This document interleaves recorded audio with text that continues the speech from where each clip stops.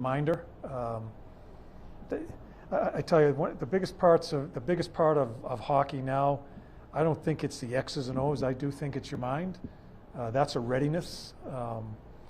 I think they've been told a few times about their starts. I'm sure you guys have written about it a little bit. We'll remind them, but also respect them. They know where they're at here now in the standings, right? They know where we're at, and it's up for the coaching staff to just get them together and be ready to start these games and go from there. Vince Sapienza with Fox 5 here in Las Vegas. I guess obviously this all happened quick.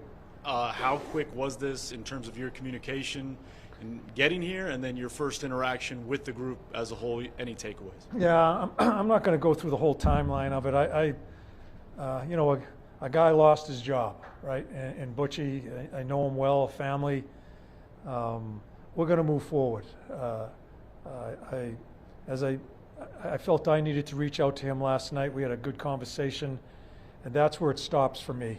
I wanted to thank him, and now my sight is set on this game here. Talk to the players about that also. It's a big change for them too, right?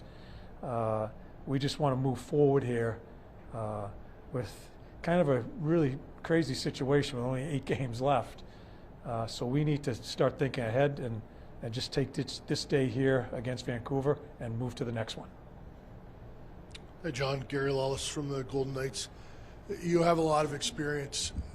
This, I would imagine, is a new circumstance for you. And what, in your experience, gives you the confidence to think you can have a positive impact on this group? Yeah, well, if I in this business here, whether you're a player or a coach, I think you need to have the ability to accept a challenge, right? And I got bombed out of Philly with 9 games left last year. Now I come here with 8 games left in a new job. It's a couple of crazy situations I've never been involved for, but that's the league. That's pro sports. And I think as coaches and players, when you get to this level, the highest level of the game, you need to be prepared to handle that stuff. And I'm very fortunate to get the opportunity. I don't know Kelly as well as George. Mr. Foley also, I talked to him on the phone.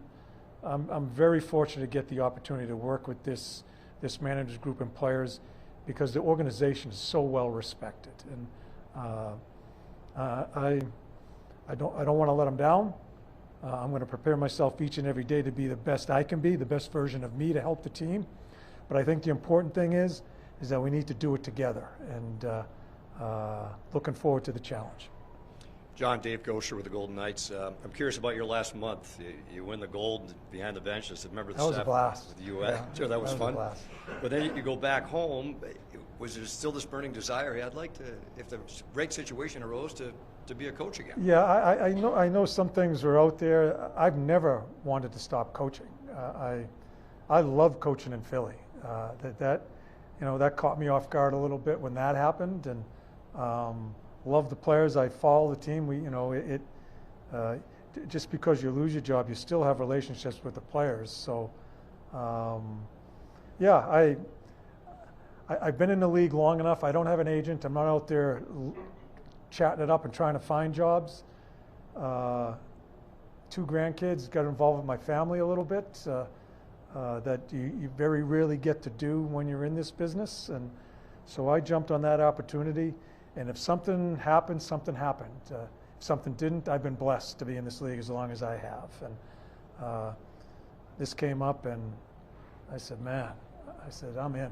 And again, it's a terrific organization, and I just want to come in and keep my head down and just try to help the best way I can to try to find our way to get in and see where we go from there. Hi, John. Welcome to Vegas. Thank you. You've worked with a handful of these players previously throughout your time of coaching.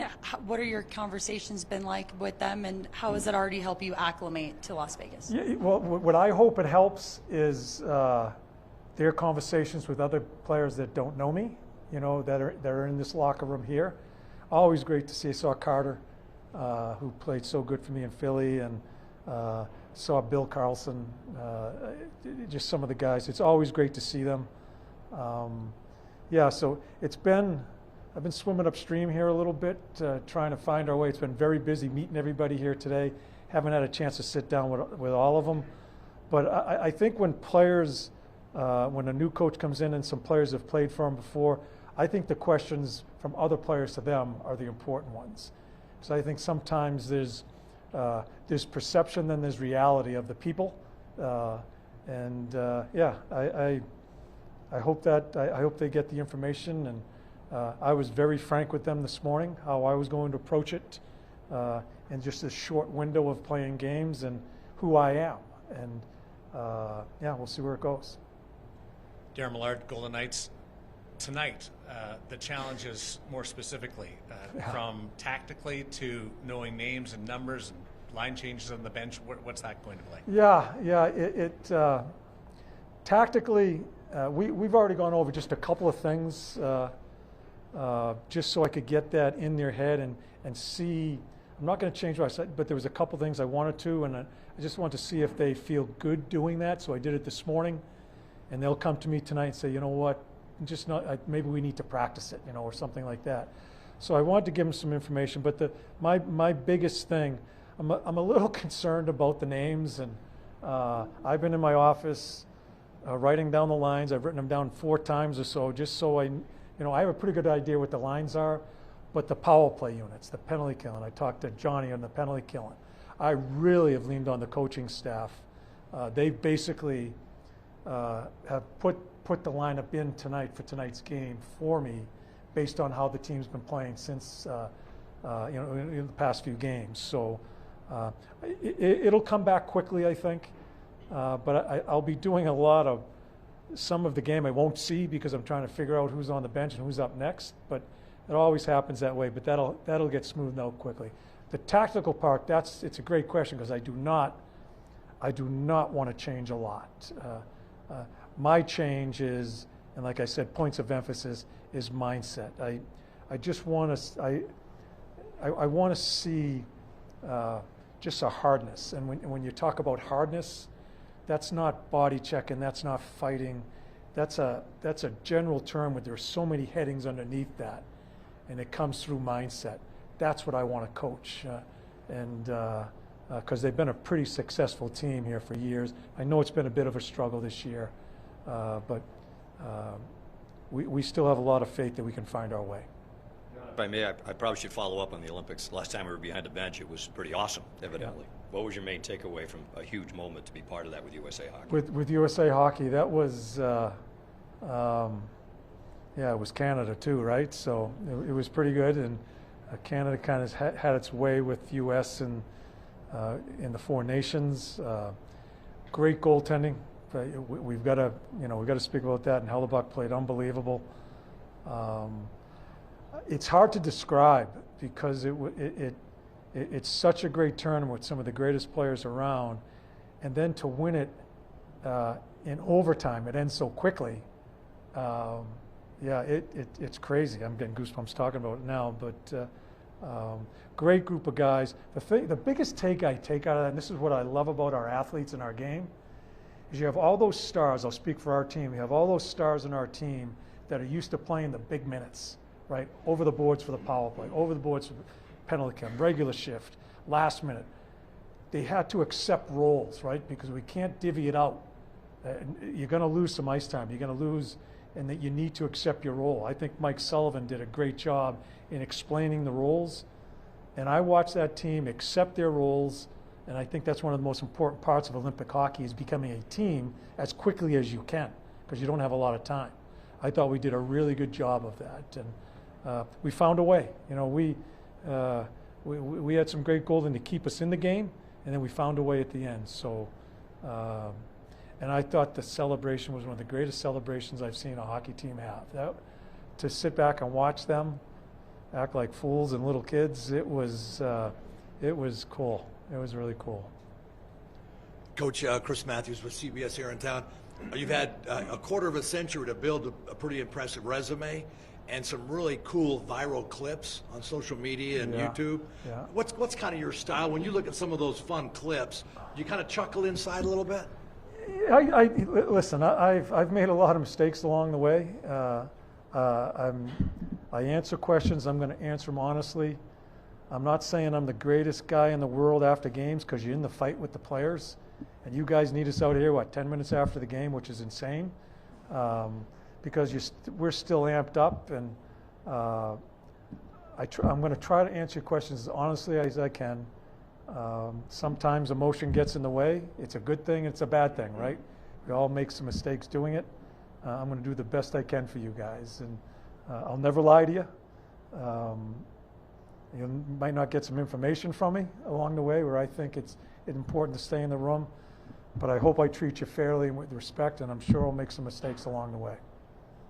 So I won't ask you to detail your lines. Obviously, hi, Tor, it's good to see you. Good to see you, yes. Kelly McCrimmon mentioned he'd like to see an energy shift from the team based on what he's seen the last several weeks. How energized and excited are you about this opportunity? You seem a little giddy, right? But given where this team is and the personnel that you have, how just excited are you personally? I've been rebuilding for a number of years along the way here in the last couple of stops, and to come into a team that just understands how to win, has won, has played in a bunch of playoff series. I've got to be careful, and this is something I've self-talked for the time that I've been given this great opportunity, is get out of the way too. You just get out of the way, and you can learn from them also. And I need to take information from them, and that's what I tried to open up doors of communication in our first meeting today. I want them to be able to come to me and say what's on their mind, and that's exciting for me. And again, listen, I've been in the league a long time, won some, lost some, done some dumb things along the way.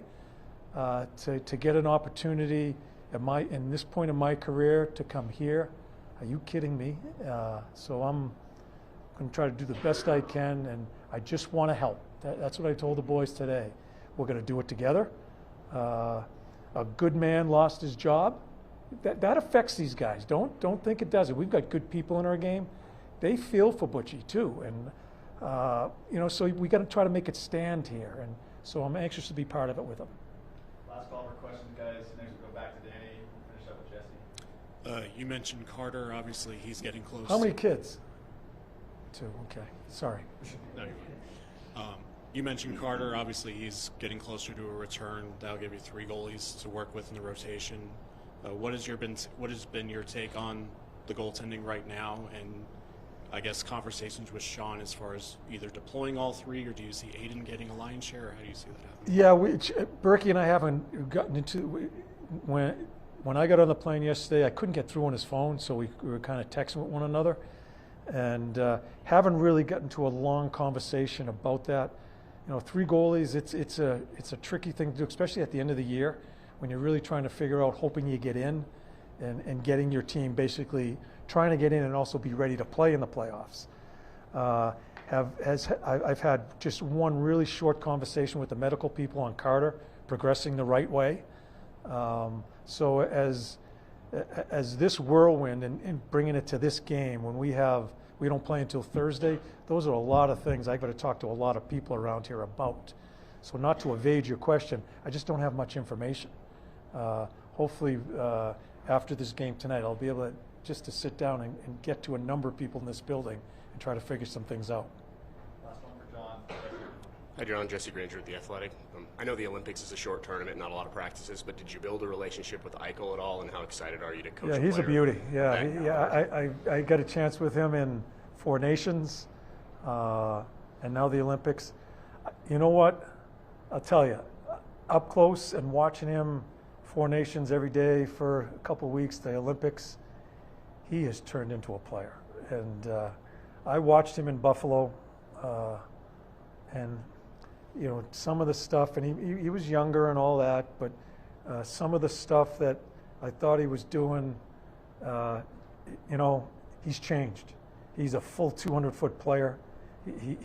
You're going to look down that bench from every situation in the game, and to get to watch him, it's really weird now I'm coaching him, to get to watch him up close there, he's impressive. And he's got leadership qualities too. He's not afraid. He's not afraid of the challenge.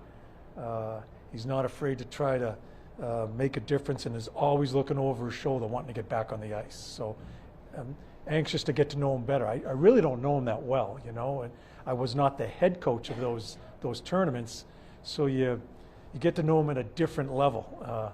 So I'm anxious to get to know him, and you know, he's gonna have to put us on his back. He's gonna have to be a big part of this for us to do the things we want to do. Thank you, John. Thanks, guys.